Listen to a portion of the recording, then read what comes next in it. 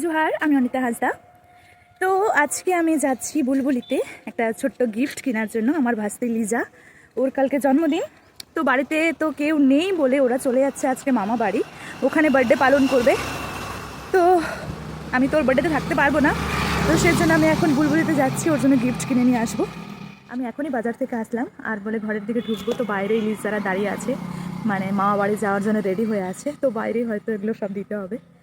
তো চলো কি করছে, কি রিয়াকশন হয় ওর, এটা দেখে। চোখ বন্ধ করো তো, এই যে এটা খুলো তো, কি আছে?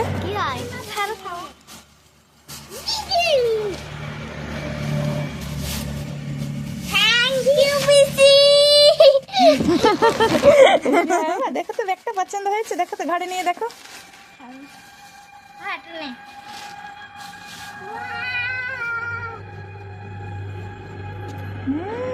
সুন্দর লাগছে দেখতে তো। আর যে দেখো তো এটা কি এনেছি, ভালো করে খুলবা।